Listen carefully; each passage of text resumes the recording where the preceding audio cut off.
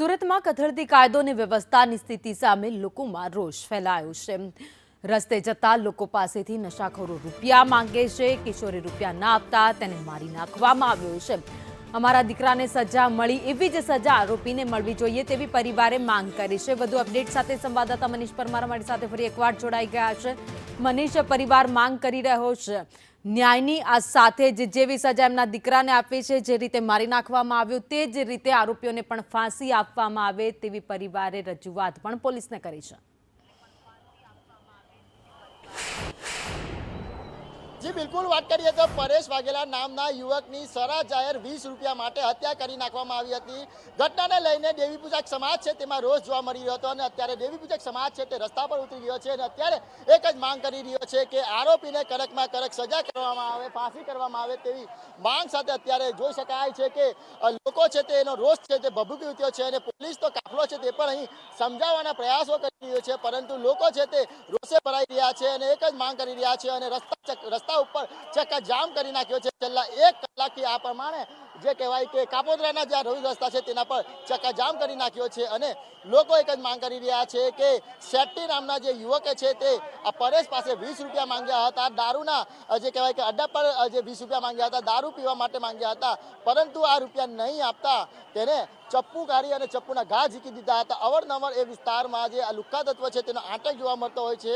વારંવાર પોલીસને રજૂઆત પણ કરી છે, પરંતુ પોલીસ છે કે કાયદેસરની જે કાર્યવાહી કડક કરવાની હોય છે તે નથી કરવામાં આવતી રહી। અવારનવાર જે આવા લુખ્ખા તત્વ મારામારી પણ કરતા હોય છે, પરંતુ જે પોલીસને અરજી કરવામાં આવે છે ત્યારે પોલીસ છે તે કડક કાર્યવાહી નથી કરતી, જેને લઈને જ આવા લુખ્ખા તત્વ છે તે બેફામ થતા હોય છે અને લોકોને મારતા હોય છે। ત્યારે ફરી એકવાર સુરતના કાપોદ્રા વિસ્તારમાં આ પ્રમાણે યુવકની હત્યા થતા લોકોમાં રોષ ભભૂક્યો છે। કાયદો અને વ્યવસ્થાની પરિસ્થિતિ પર અનેક સવાલો ઉઠી રહ્યા છે, ત્યારે એસીપી કક્ષાના લોકો છે તે સમજાવી રહ્યા છે।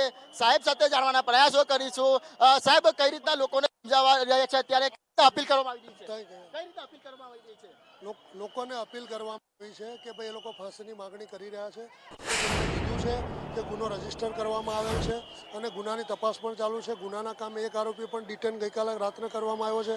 બીજો જે આરોપી છે એને પણ પોલીસે ડિટેન કરી લીધેલ છે અને તેઓ ફાંસીની માગણી કરી રહ્યા છે। એટલે તેઓને અત્રે ડીસીપી ક્રાઇમ સાહેબ, ડીસીપી ઝોન તથા અન્ય ઉચ્ચ અધિકારીઓ હાજર હોય તેઓએ સમજ કરેલ છે કે અમે ન્યાયિક પ્રક્રિયા ઝડપથી પૂર્ણ થાય અને વહેલામાં વહેલું એનું ચાર્જશીટ થાય અને એ થાય, સજા થાય એવી કાર્યવાહી કરીશું। સાહેબ, અવારનવાર એમ લોકો છે કે આવા લુખ્ખા તત્વ આતંક મચાવે છે, દારૂ પીને ધમાલ મચાવે છે, પોલીસને વારંવાર ફરિયાદ પણ કરવામાં આવે છે। લોકો જે કહી રહ્યા છે કે ભાઈ આવી રીતના, તો પોલીસને જ્યારે આ લોકોએ માહિતી આપી છે અને પોલીસને પણ માહિતી મળે ત્યારે આવા ગેરકાયદેસર તત્વો પર અસરકારક કાર્યવાહી કરવામાં આવે છે।